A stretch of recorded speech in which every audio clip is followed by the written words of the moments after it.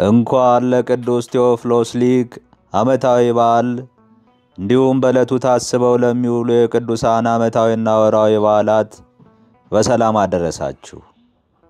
በስመ አብ ወወልድ ወመንፈስ ቅዱስ አሐዱ አምላክ። በክርስቶስ ክርስቲያን፣ በወልድ ውሉድ፣ በመንፈስ ቅዱስ መንፈሳውያን የተሰኛችሁ የተከበራችሁ የልዑል እግዚአብሔር ቤተሰቦች፣ የእናታችን የቅድስት ድንግል ማርያም የአስራት ያደራ ልጆች፣ የቅዱሳን መላእክት፣ የቅዱሳን ጻድቃንና የቅዱሳን ሰማዕታት ወዳጆች በያላችሁበት የሰዓት አቆጣጠር እንደምን ዋላችሁ? እንደምን አደራችሁ? እንደምን አመሻችሁ? አሜን። በቸርነቱና በምሕረቱ ጠብቆ ለዚህ ሰዓት ላደረሰን ለሰራዊት ጌታ ልዑል እግዚአብሔር ክብር ምስጋና ይሁን።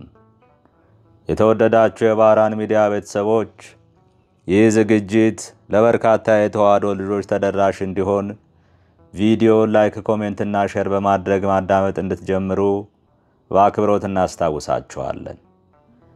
እንዲሁም ለዚህ ቻናል አዲስ የሆናችሁ የተወደዳችሁ የተዋሕዶ ልጆች ቻናላችን ሰብስክራይብ በማድረግና የደወል ምልክቱን በመጫን በየዕለቱ የምንለቃቸው ቪዲዮዎች እንዲደርሷችሁ እንድታደርጉ በአክብሮት እንጠይቃለን።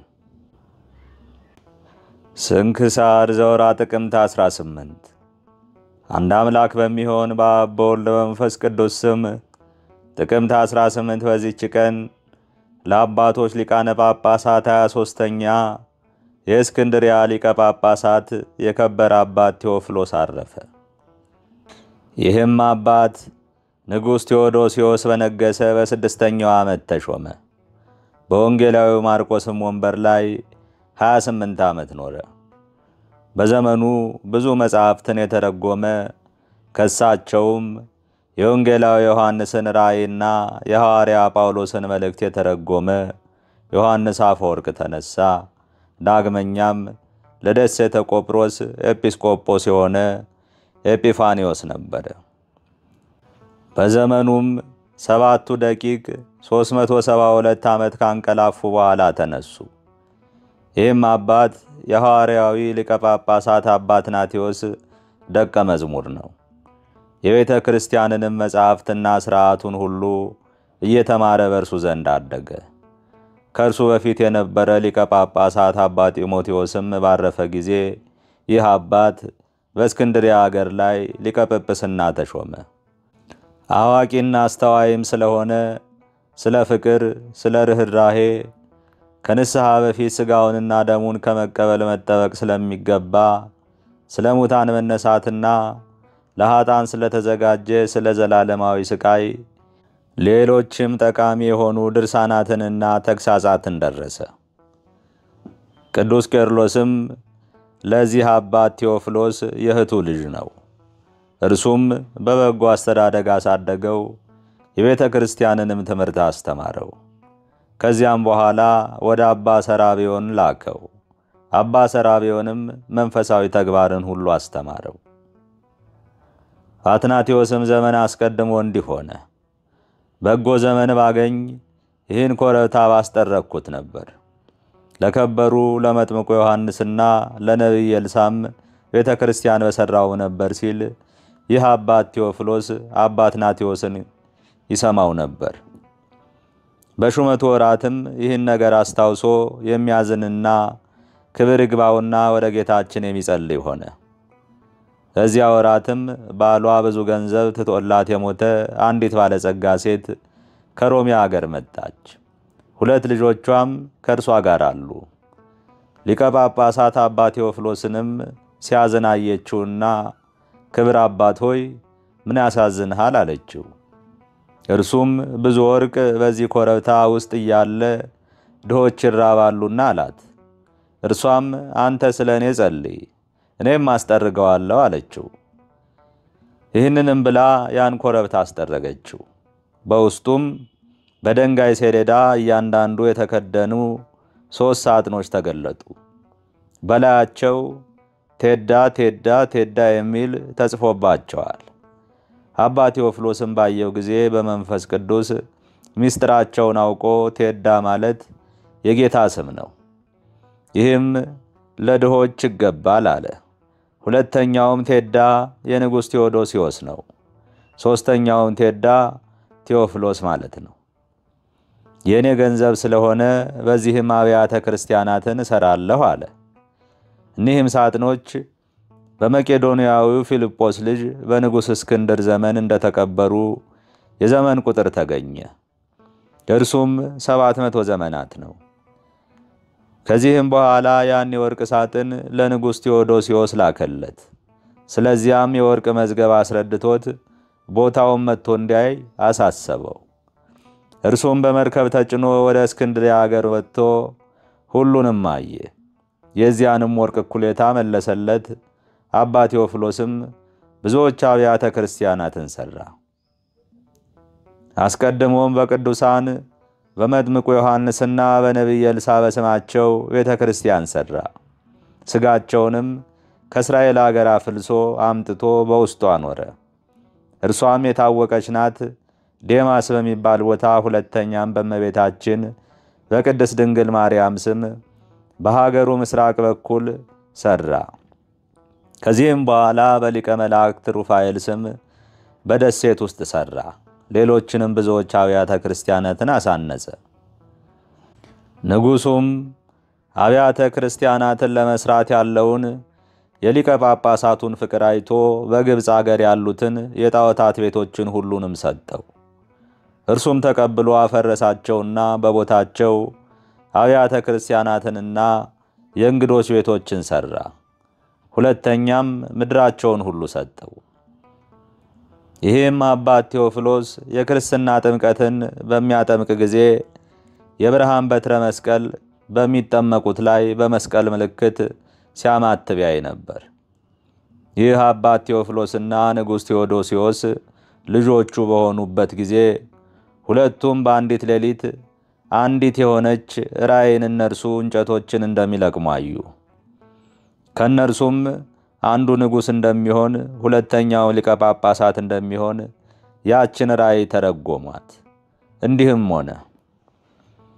ይህም አባት ቴዎፍሎስ ሊቀ ጵጵስና በተሾመበት በመጀመሪያይቱ ዓመት ንጉሥ ቴዎዶሲዮስ ሃይማኖትን እናስተምራለን የሚሉ ሁሉ ሃይማኖታቸውን በመጽሐፍ ጽፈው ወደ እርሱ እንዲያቀርቡ አዘዛቸው። እንዳዘዛቸውም አደረጉ።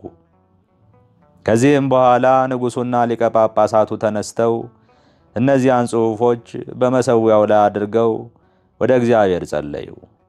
ጌታም ወልድ በመለኮቱ ከአብ ከመንፈስ ቅዱስ ጋር ትክክል ነው ብሎ ከሚታመን በቀር ከውስጣቸው በቀናች ሃይማኖት የጸና እንደሌለ ገለጠላቸው።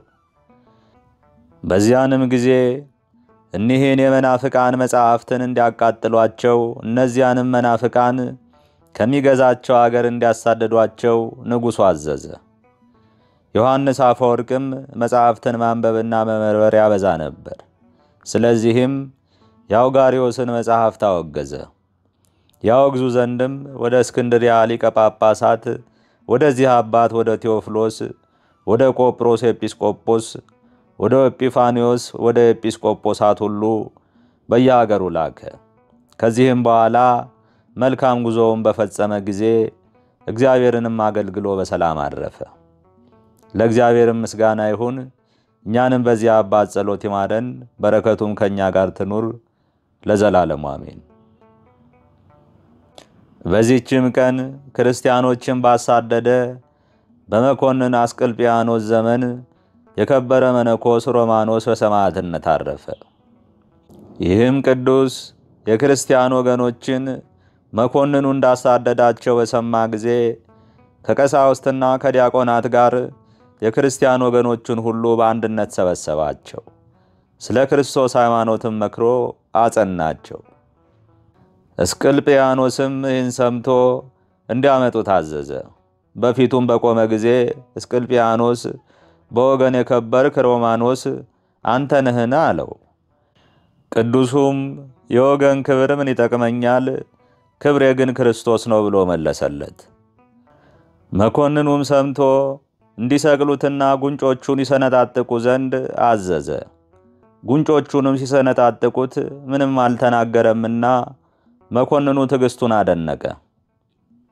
በዚያንም ጊዜ ሮማኖስ መኮንኑን እንዲህ አለው፣ እነሆ ስንፍናህን እዘልፍ ዘንድ ፈጣሪ አፌን ከፈተ። እውነት ነገርን ብታውቅ ለእግዚአብሔር እንሰግድ ዘንድ ይገባ እንደሆነ ወይም ለአማልክት እንዲነግረን ሕፃን ልጅ እንዲያመጡ እዘዝ። መኮንኑም ታናሽ ሕፃንን እንዲያመጡ አዘዘ። መኮንኑም ሕፃኑን ስግደት ለማን እንዲገባ እውነቱን ንገረን አለው። ሕፃኑም ልብ የሌለህ ደንቆሮ መኮንን በአንዲት ቃል ዓለሙን ሁሉ ለፈጠረ ለሕያው እግዚአብሔር ስግደትና አምልኮ እንዲገባ አታውቅምን አለው። መኮንኑም ሕፃኑን ይሰቅሉት ዘንድ አዘዘ። የሕፃኑም እናት ልታየው መጣች። ሕፃኑም እናቱን ተጠምቻለሁና ውሃ ጠጭኝ አላት። እናቱም ልጄ ሆይ ከዚህ ውሃ የለም፣ ነገር ግን ወደ ሕይወት ውሃ ሂድ አለችው። በዚያንም ጊዜ የሕፃኑን ራስ በሰይፍ እንዲቆርጡ የቅዱስ ሮማኖስንም ምላሱን ከግንዱ እንዲቆርጡ መኮንኑ አዘዘ። ያን ጊዜ መኮንኑን ይዘልፍ ዘንድ ለአባ ሮማኖስ ረቂቅ አንደበት ተሰጠው። ሲዘልፈውም መኮንኑ ሰምቶ ምላሱ እንዳልተቆረጠ ተጠራጠረ። ወታደሩንም ጠርቶ ምላሱን ያልቆረጥክ ለምንድን ነው አለው። ወታደሩም የምላሱን ቁራጭ አመጡ ዘንድ እዘዝ አለው። አምጥተውለትም አይቶ መኮንኑም ወደ ወህኒ ቤት አስገብተው በዚያ አንቀው እንዲገድሉ ታዘዘ። እንዲህም ምስክርነቱን ፈጽሞ የምስክርነት አክሊልን በመንግሥተ ሰማያት ተቀበለ። ለእግዚአብሔርም ምስጋና ይሁን። እኛንም በዚህ መስተጋደል ጸሎት ይማረን፣ በረከቱም ከእኛ ጋር ትኑር ለዘላለሙ አሜን። በዚህችም ቀን የሰማዕታት ዮሐንስ፣ የአድራኒ፣ የአርቴማዎስ፣ የአርሶጥስ፣ የሊዲኖስ፣ የአስማኒትና የሰባቱ ልጆቿ መታሰቢያቸው ነው። በረከታቸውን ከእኛ ጋር ትኑር ለዘላለሙ አሜን። ጥቅምት 18 ቀን የሚከበሩ ዓመታዊ የቅዱሳን በዓላት፣ አንደኛ ቅዱስ ቴዎፍሎስ ሊቅ፣ ሁለተኛ ቅዱስ ሮማኖስ ሰማዕት፣ ሦስተኛ ቅዱስ ዮሐንስ ሰማዕት፣ አራተኛ ቅድስት አስማኒትና ሰባቱ ልጆቿ። ወርሃዊ በዓላት፣ አንደኛ አቡነ ዮስጣቴዎስ ረባን፣ ሁለተኛ አቡነ አኖሬዎሳዊ፣ ሦስተኛ ማር ያዕቆብ ግብፃዊ፣ አራተኛ ቅዱስ ፊልጶስ ሐዋርያ፣ አምስተኛ ቅዱስ ያዕቆብ ሐዋርያ ከ72ቱ አርድእት። ሞቱን በሚመስል ሞት ከእርሱ ጋር ከተባበርን ትንሣኤውን በሚመስል ትንሣኤ ደግሞ ከእርሱ ጋር እንተባበራለን። ከእንግዲህ ወዲያ ለኃጢአት እንዳንገዛ የኃጢአት ሥጋ ይሻር ዘንድ አሮጌው ሰዎችን ከእርሱ ጋር እንደተሰቀለ እናውቃለን። ሮሜ 6 ቁጥር 5። ጌታ ሆይ ከብልጽግናቸው ብዛት የተነሳ ብዙ መባ ካገቡት ይልቅ የድሃይቱን አነስተኛ መባ እንደተቀበልክ ለሁል ጊዜ የሚያገለግሉ አላፍ መላእክትን እያሳሰብኩ በችግሬ ጊዜ የማቀርብልህን ምስጋና ተቀበል። እናንተም ቅዱሳን ነቢያት፣ የወንጌል ሰባኪያን ሐዋርያት፣ ሰማዕታትና ጻድቃን፣ ትጉሃን መላእክት፣ ፍጹማን ደናግል እንዲሁም ደጋጎች መነኮሳት ሆይ ልጅ አዋቂ ሳይለይ የምንሰበሰብበትን የጉባኤ ቦታ ባርኩ። ይህን መጽሐፍ ወረቀት አዘጋጅቶ ብራና ዳምጦ የጻፈውንና ያጻፈውን ከግዕዝ ወደ አማርኛ የተረጎመውን ቃለ ንባቡን በእርጋታ መንፈስና በተመስጦ ሕሊና ያዳመጠ በደለኛን ሁሉ በምታስምር በጌታ እናቱ በማርያም ጸሎት ኢየሱስ ክርስቶስ በአንድነት ይማረን አሜን። አነሳስቶ ላስጀመረን አስጀምሮ ላስፈጸመን ለልዑል እግዚአብሔር ክብር ምስጋና ይግባው። አባታችን ሆይ በሰማያት የምትኖር ስምህ ይቀደስ፣ መንግሥትህም ትምጣ፣ ፈቃድህ በሰማይ እንደሆነች እንዲሁም በምድር ትሁን። የዕለት እንጀራችንን ስጠን ዛሬ፣ በደላችንም ይቅር በለን እኛም የበደሉንን ይቅር እንደምንል። አቤቱ ወደ ፈተናም አታግባን ከክፉ ሁሉ አድነን እንጂ መንግሥት ያንተ ናትና ኃይል፣ ክብር፣ ምስጋና ለዘላለሙ አሜን። እመቤቴ ማርያም ሆይ በመልአኩ በቅዱስ ገብርኤል ሰላምታ ሰላም እልሻለሁ። በሐሳብሽ ድንግል ነሽ፣ በሥጋሽም ድንግል ነሽ። የአሸናፊ እግዚአብሔር እናት ሆይ ሰላምታ ላንቺ ይገባል። ከሴቶች ሁሉ ተለይተሽ አንቺ የተባረክሽ ነሽና የማኅፀንሽን ፍሬ የተባረከ ነው። ጸጋን የተመላሽ ቅድስት ሆይ ደስ ይበልሽ፣ ልዑል እግዚአብሔር ከአንቺ ጋር ነውና ከተወደደው ልጅሽ ከጌታችን ከመድኃኒታችን ከኢየሱስ ክርስቶስ ዘንድ ይቅርታና ምሕረትን ለምኝልን ኃጢአታችን ያስተሰርይልን ዘንድ ለዘላለሙ አሜን። ይቆየን።